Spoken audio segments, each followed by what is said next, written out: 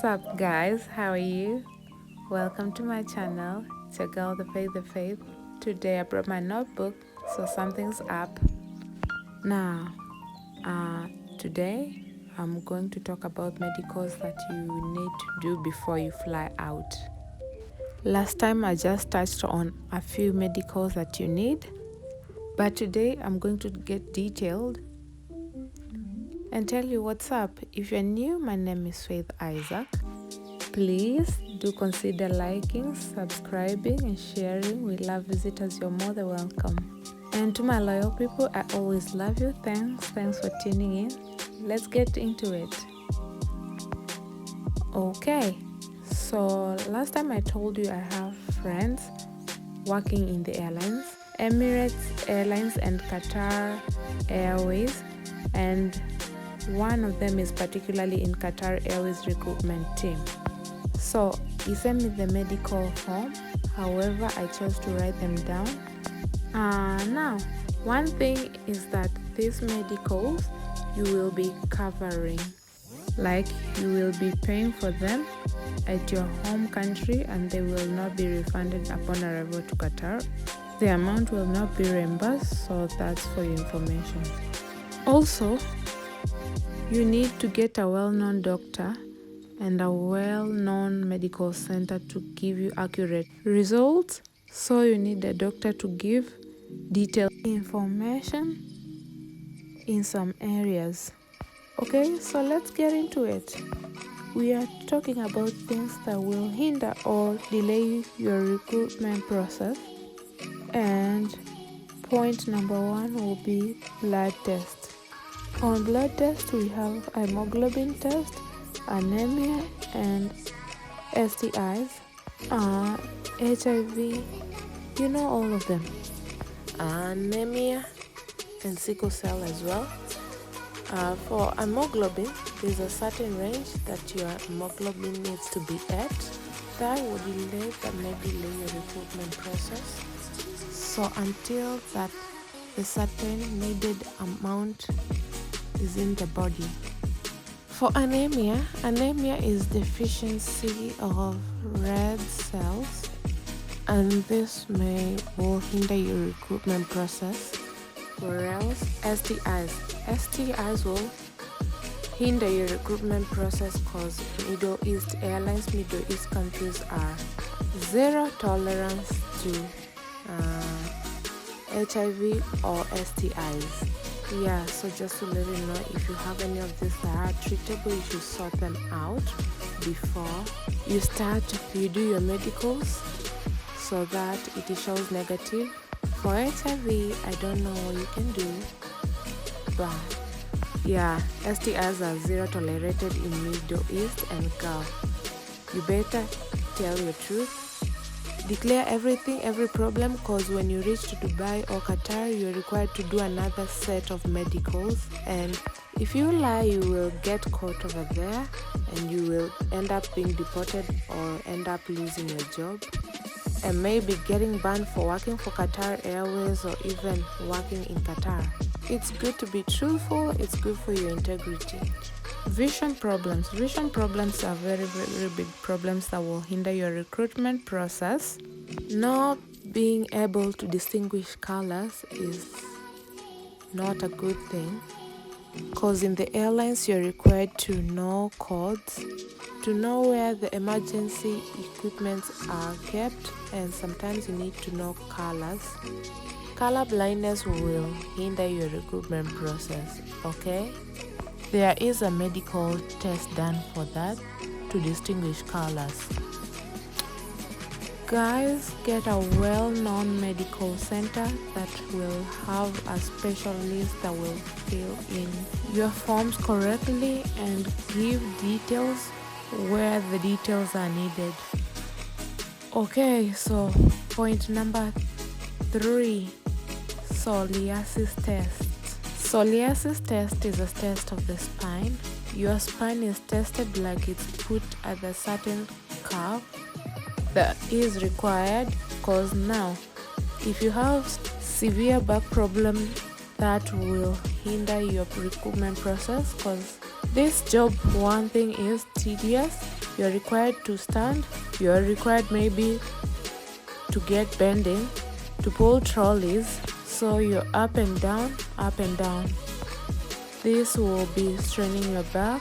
Now, you need to declare if you have severe back problem. You will need to tell your doctor to specify the curve, because they will keep on saying back and forth if you do not give the details on the spine test. Okay? Point number 4 is motion sickness.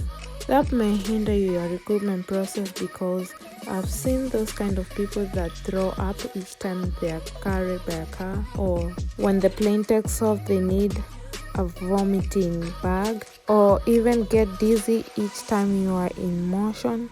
These kind of sicknesses, if you can have it treated, you better get it treated on time. You have to make sure it won't cause problems when you reach Dubai or Qatar. Yes, because when they find out, again, it's going to be a problem. Or else, psychiatric problems, psychiatric and psychological problems are things you need to declare. If you have a substance abuse problem, so being a flight attendant needs you to be emotionally and psychologically stable, because it's a stressing job itself. You are likely to be stressed by passengers, by colleagues, by even team leaders. Now, you need to be really stable emotionally and physically. Yeah, these Middle East airlines have zero tolerance to substance abuse.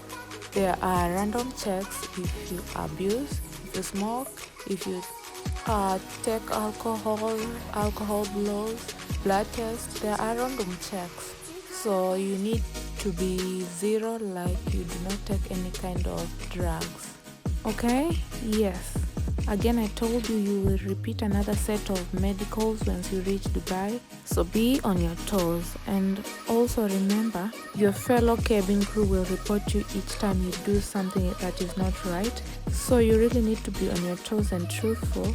You'd rather not get hired at home rather than going over there, getting hired, screwing up, ending being banned to work for them, or even work in Qatar or any Middle East country. So you need to be truthful.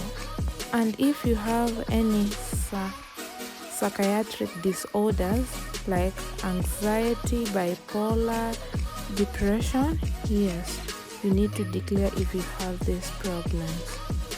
I told you this job is really stressful. These people are most of the times lonely and may end up in substance abuse. The lifestyle itself is stressful. You need to be stable emotionally and physically. Yeah. Now, the other point is chronic asthmatic attacks. Flying on high altitudes will worsen your asthmatic situation. If you are asthmatic and it's chronic, that you need to be using your pump, you need to declare that. Rather than reaching there, they find out that you are sick, you've been having a chronic disease, and they will end up sending you back home. Okay? And it's not a good image for you. Ear test and eardrums. You need to do an ear test. If you have an ear problem, declare it. If you are okay, also the doctor needs to check your eardrum. If it's stable and it's able to stand the pressure.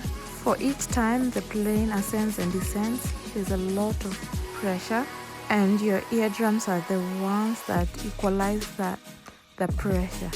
Okay, so that is to be tested. The other thing is body mass index.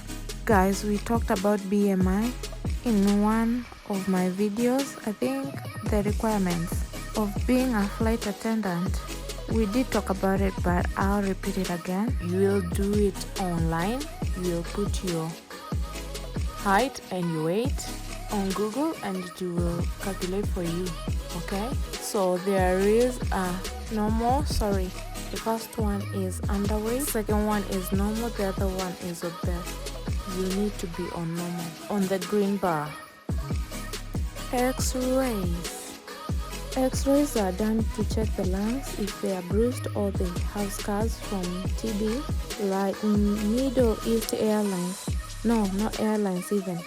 Hotel industry in the Middle East do not tolerate any scars at all from TB or any other kind of lung disease. Like if your lungs are bruised, that will be a problem and will hinder your recruitment process. Okay, for heart disease, hypertension, heart disease, or severe heart diseases will hinder your recruitment process. And again, I tell you that you will give detailed information if the disease is really severe. If it's not severe, if it does not affect your operation, then you don't have to declare it. Epilepsy attacks will hinder your recruitment process, and it will be good that you declare if you have them and they're severe, but if they're not severe, you don't have to declare it. You can just input now. If it doesn't require medical attention, I don't think it will be a problem. All these things that I've talked about, if they're not really severe and they do not require medical attention, you don't have to declare them. The last very thing is joint disorders. Joint disorders may hinder your problems if they're really severe. Yes, they may hinder your recruitment process. Now, guys, I told you that you will need to be truthful. Yes, if you have any problems, declare them up front. If you do not have them, I wish you the very best. And remember, when you reach on the other side in Dubai or Qatar, you will do another set of medicals. Just cross your fingers you're not get caught. You won't get caught and it won't be problematic. And also, if your disorders require you to take often medicine, I think it will not be worth it. Like you will have a hard time. You will have a hard time flying and working with the airlines. So maybe you may opt for ground services and ground staff kind of jobs. That's it for today, and next time we'll talk about the medicals on the other side. Now, once you've flown out, the medicals that you will need to do on that other side, because now you will need to be checked on your tattoos and your scars, and you will be required maybe to getting the neon radiations to check your body. So thanks for tuning in, thanks for listening to me, and I wish you the best and you have a good time. Cheers.